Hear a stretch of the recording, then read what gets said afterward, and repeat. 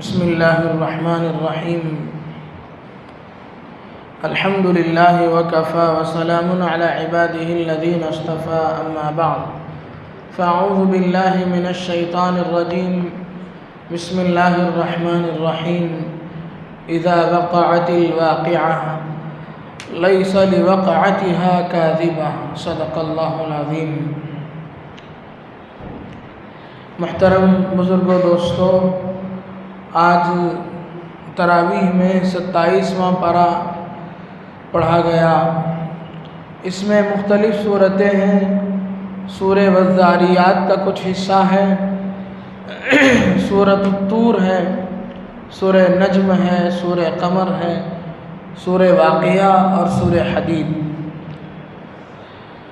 سورہ واقعہ کے سلسلے میں بھی اللہ کے نبی صلی اللہ علیہ وسلم نے وہی جملہ ارشاد فرمایا جو سورہ ہود کے سلسلے میں فرمایا تھا. حضرت سیدنا ابو بکر صدیق رضی اللہ عنہ نے اللہ کے نبی صلی اللہ علیہ وسلم کو آپ کے سر کے بال کچھ سفید نظر آ رہے تھے. اسے دیکھ کر حضرت ابو بکر نے فرمایا کہ یا رسول اللہ، یہ کیا ہو رہا ہے؟ آپ بوڑھے ہوتے چلے جا رہے ہیں. تو آپ علیہ السلام نے فرمایا تھا، شیبتنی ہود و اخواتها، سورہ ہود اور اس جیسی مضامین والی صورتوں نے مجھے بوڑھا کر دیا. سورہ ہود اور اس جیسی مضامین والی صورتوں میں سورہ واقعہ، سورہ ذاریات، سورہ تکویر اور سورہ مرسلات وغیرہ صورتیں ہیں. سورہ قیامہ ہے. یعنی ان صورتوں میں اللہ تبارک و تعالیٰ نے قیامت کی منظر کشی کی ہے، قیامت کے احوال بیان کیے ہیں. سورہ واقعہ کا بھی آدھا حصہ تقریباً قیامت اور اس کے احوال پر مشتمل ہے. ایک بات ہو گئی اس سلسلے میں. دوسری بات یہ ہے، سورہ واقعہ کے سلسلے میں مشہور روایت ہے، اللہ کے نبی صلی اللہ علیہ وسلم نے فرمایا، من قرأ سورۃ الواقعۃ کل لیلۃ، جو بندہ روزانہ رات کو سورہ واقعہ پڑھے گا اسے فقر و فاقہ اور تندرستی کبھی نہیں آئے گی. اس سلسلے کا ایک واقعہ کتابوں میں لکھا ہے کہ حضرت عبداللہ ابن مسعود رضی اللہ عنہ ایک صحابی گزرے ہیں. ان کے مرض الوفات کا موقع تھا، وہ بالکل آخری حالت سے گزر رہے تھے. حضرت عثمان غنی رضی اللہ عنہ ان کے پاس تشریف لے گئے. حضرت عثمان نے ان سے پوچھا، ما تشتکی؟ عبداللہ ابن مسعود، آپ کو کس چیز کی شکایت ہے؟ آپ کو کیا ہو رہا ہے؟ طبیعت کیسی ہے؟ طبیعت میں کیا پریشانی ہے؟ ما تشتکی؟ حضرت عبداللہ ابن مسعود نے کہا، ذنوبی، مجھے جو تکلیف ہے وہ میرے گناہوں کی تکلیف ہے. ابھی مجھے اللہ سے ملنا ہے. کیسا یقین تھا ان لوگوں کا. انہوں نے کہا کہ ابھی مجھے اللہ سے ملنا ہے، اس لیے مجھے اپنے گناہوں پر ندامت ہے اور مجھے اپنے گناہوں کا خوف ہے. صحابی ہے. فرمایا ذنوبی. اور پھر حضرت عثمان غنی نے پوچھا، ما تشتہی، کیا چاہتے ہو؟ انہوں نے کہا، رحمت ربی، میرے رب کی رحمت کا میں طلبگار ہوں. مجھے اللہ کی رحمت مجھے مل جائے، اللہ تعالیٰ مجھ پر رحم کر لے. بس مجھے اسی چیز کی وہ طلب ہے اور یہی میں چاہتا ہوں.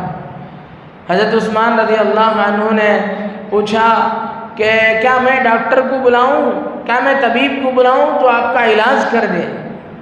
انہوں نے فرمایا، طبیب امرضنی، ارے طبیب ہی نے تو مجھے بیمار کیا ہے. شاید وہ طبیب اللہ کو مراد لے رہے ہیں، یعنی اللہ ہی شفا دینے والا ہے اور وہی صحیح بیماری دینے والا ہے. اسی نے مجھے بیماری دی ہے اور میں بیمار پڑا ہوں. پھر حضرت عثمان رضی اللہ عنہ نے کہا کہ یہ تو اس وقت ناامیدی کی جگہ میں پہنچ چکے ہیں. اس لیے تسلی کے طور پر حضرت عثمان نے پوچھا کہ آپ اجازت دیں تو میں بیت المال سے مسلمانوں سے بات کر کے میں آپ کی بچیاں جو آپ چھوڑ کے جا رہے ہیں ان کے لیے کچھ مال اکٹھا کرنا چاہتا ہوں۔ تو حضرت عبداللہ ابن مسعود رضی اللہ عنہ نے اس موقع پر جو جملہ ارشاد فرمایا تھا وہی اصل مجھے بتلانا مقصود ہے۔ فرمایا کہ مجھے میری بچیوں کے سلسلے میں فقر و فاقہ کا مجھے کوئی خوف نہیں ہے، اس لیے کہ مجھے آپ علیہ السلام کی اس حدیث پر اور آپ کے اس بول پر مجھے 100% یقین ہے۔ اللہ کے نبی صلی اللہ علیہ وسلم نے فرمایا تھا کہ جو بندہ سورہ واقعہ رات کو پابندی سے پڑھے گا روزانہ اسے فقر و فاقہ چھو نہیں سکتی، اور میں نے اپنے بچیوں کو اس کا عادی بنا رکھا ہے، وہ پابندی کے ساتھ پڑھتی ہیں، مجھے ان کے فقر و فاقہ ان کی تنگدستی کا کوئی خوف نہیں ہے، اس لیے مجھے مال و اسباب کی ضرورت نہیں ہے۔ یہ تھے حضرات صحابہ کرام رضوان اللہ تعالی علیہم اجمعین۔ اللہ کے نبی صلی اللہ علیہ وسلم اور آپ کے صحابہ کی زندگی ایسی ہی تھی۔ اللہ کے نبی صلی اللہ علیہ وسلم نے فرمایا امت کے سلسلے میں، فرمایا للفقر اخشى علیکم، مجھے تنگدستی پر خوف نہیں ہے، للفقر اخشى علیکم، مجھے اس بات کا خوف نہیں ہے کہ میری امت تنگدست ہو جائے گی، غریب ہو جائے گی، انہیں مالی مجبوریاں پریشان کریں گی، مجھے اس کا خوف نہیں ہے۔ فرمایا للفقر اخشى علیکم ولا اخشى ولكن اخشى علیکم ان تبسط علیکم الدنیا كما بسطت على من كان قبلكم، مجھے تو اس بات کا خوف ہے کہ تم پر دنیا کی وسعت ہو، تم پر خوب مالی فراوانی ہو، جیسا کہ تم سے پہلی امتوں میں ہوا کہ ان لوگوں کو اللہ نے خوب دولتوں سے نوازا تھا، اور تم پر بھی ایسے ہی اللہ تعالیٰ مال کی فراوانی تم پر بھی کر دے، مجھے اس کا خوف ہے۔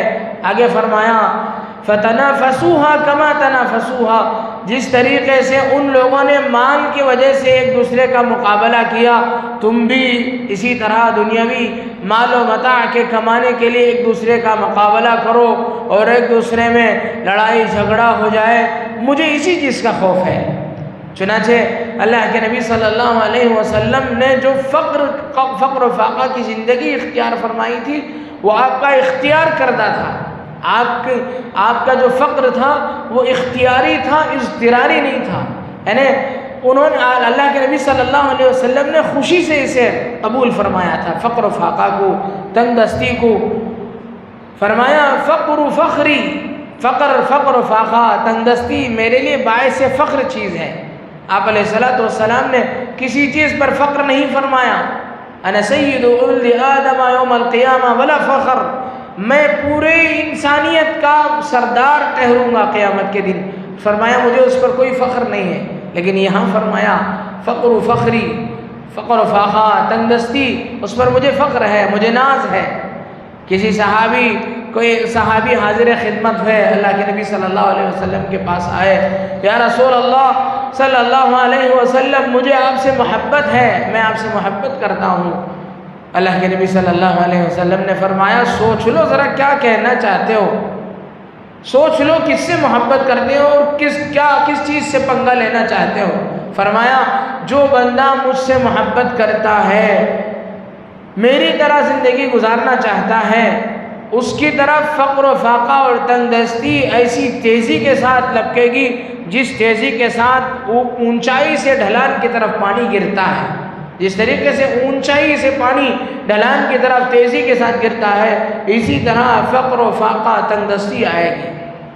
چنانچہ آپ روایات میں دیکھیں اللہ کے نبی صلی اللہ علیہ وسلم کے پاس مغرب کا وقت تھا، سب آدھا مجمع نماز پڑھ کر کے جا چکا تھا، آپ علیہ السلام مسجد میں تشریف فرما تھے، ایک شخص آئے حاضر خدمت ہوئے، انہوں نے کہا یا رسول اللہ میں تنگدست ہوں، آپ مجھے کچھ دلوا دیجئے۔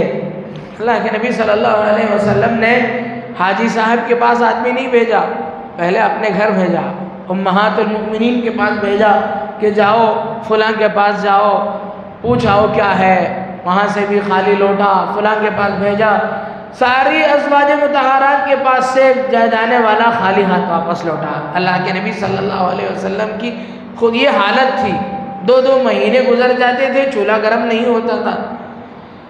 چنانچہ اس وقت مجبور ہو کر کے وہ جو شخص آیا تھا وہ تو شرم سے پانی ہو گیا، وہ اس کے پاس تو اتنی دولت تھی، اس کے گھر میں بکری تھی، اس کے گھر میں 3 دن کے کھانے کا سامان موجود تھا. وہ تو اللہ کے نبی صلی اللہ علیہ وسلم کے پاس اس لیے پہنچا تھا کہ کچھ خزانہ ہاتھ آ جائے. یہاں یہ صورتحال تھی. آپ علیہ السلام نے مجبور ہو کر کے اعلان فرمایا کہ بھائی یہ مہمان آئے ہوئے ہیں، کوئی ہے ان مہمان کو لے جانے والا؟ ایک صحابی کھڑے ہوئے، انہوں نے کہا کہ یا رسول اللہ میں لے جاؤں گا. ان کا حال بھی یہی تھا، وہ اللہ کے نبی کے صحابی تھے، لیکن اللہ کے نبی صلی اللہ علیہ وسلم کے مہمان کی خدمت کرنے کا جذبہ ان کے دل میں موجود تھا.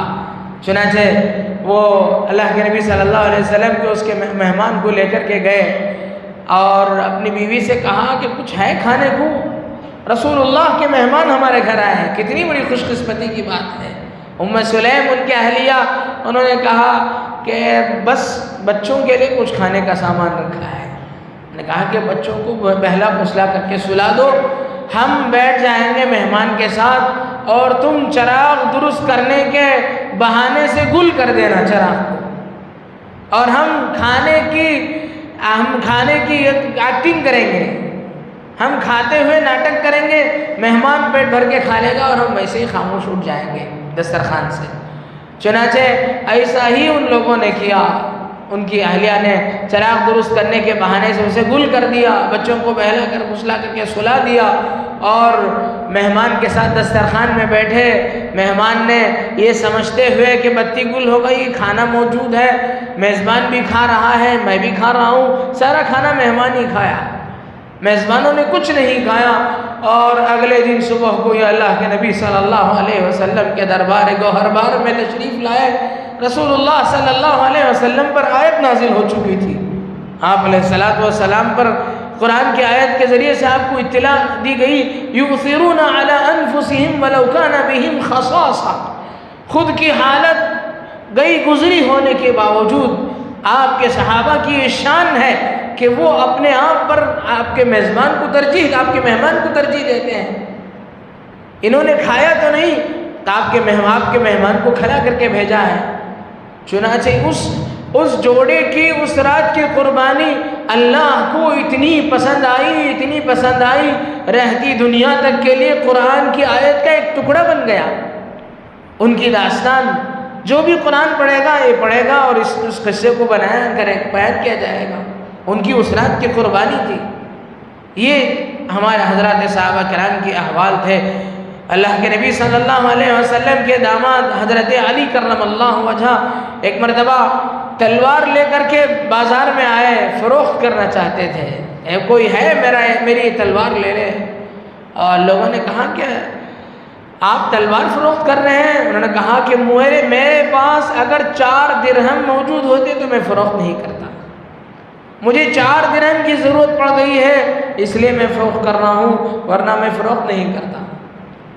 اتنی محتاجگی. حضرت عمر ابن عبدالعزیز رحمۃ اللہ علیہ خلیفۃ المسلمین تھے، وقت کے بادشاہ تھے. اللہ نے ان کو بہت نوازا تھا، بہت ہی ناز و نعمت میں پلے ہوئے تھے. لیکن جب اللہ نے ان کے ہاتھ میں خلافت عطا فرمائی، وہ بادشاہ بنائے گئے، تو پھر انہوں نے فقر کو اختیار فرمایا، سادگی اختیار فرمائی. اور ایسی سادگی ایک مرتبہ جمعے کی نماز پڑھانے کے لیے تاخیر سے آئے. لوگوں میں چیمی گوئیاں ہوئی، لوگ کانا پھوسی کر رہے تھے، کیا ہوا آج خلیفۃ المسلمین پتہ نہیں کہاں چلے گئے، ہم لوگ انتظار میں پڑے ہیں، وقت پر پہنچنا چاہیے تھا ان کو. حضرت عمر ابن عبدالعزیز تشریف لائے اور ممبر پر چڑھتے ہوئے انہوں نے کہا کہ لوگوں مجھے معاف کرنا، میرے پاس ایک ہی جوڑا تھا، وہ میلا ہو گیا تھا اور میں نے اسے دھونے کے لیے ذرا دھونے میں تاخیر کر دی تھی، جس کی وجہ سے وہ سوکھنے میں دیری ہو گئی تھی اور میں اسے پہن کر کے دیری سے یہاں پہنچا ہوں. خلیفۃ المسلمین کا یہ حال. اور جب ان کی موت کا وقت آیا تو اتنا میلا کپڑا تھا. ان کے بھائی نے کہا، ان کے سالے نے کہا، ان کی فاطمہ جو ان کی اہلیہ تھی، بادشاہ کی بیٹی تھی، وہ پہلے گزشتہ بادشاہ کی بیٹی تھی. انہوں نے کہا سلیمان بن عبد الملک کی بیٹی تھی فاطمہ. ان سے ان کے بھائی نے کہا کہ بہنوئی صاحب کا کپڑا تو بدل دو، حالت آخری حالت ہے، لوگ آئیں گے دیکھنے کرنے کے لیے، اچھا نہیں لگ رہا ایسا کپڑا. انہوں نے کہا کہ اس جوڑے کے علاوہ جو ان کے بدن میں ہے کچھ ہے ہی نہیں ہمارے گھر میں۔ ایسی زندگی ہمارے بڑوں نے گزاری، اور اس جیسے فقر و فاقہ کے لیے اللہ کے نبی صلی اللہ علیہ وسلم نے ویسے موقع کے لیے سورہ واقعہ کی تعلیم دی۔ آج کا مسلمان یہ سوچتا ہے کہ میں 4 یا 5 دکان کا مالک ہوں، اب 6ٹی دکان میری ہاتھ میں نہیں لگ رہی ہے۔ امام صاحب کے پاس آئے، حضرت کوئی وظیفہ بتا دیجئے کہ کاروبار صحیح سے طریقے سے نہیں چل رہا ہے، کیا پریشانی ہے؟ 4 دکانیں تو اچھی چل رہی ہیں، 5ویں دکان میں ذرا پریشانی آ رہی ہے۔ یہ حرص ہے، یہ نہیں تھا، اس کے لیے نہیں بتایا گیا واقعہ کا، سورہ واقعہ کا وظیفہ ان حضرات کے لیے بتایا گیا۔ پڑھنا چاہیے لیکن حرص کی بنیاد پر نہیں۔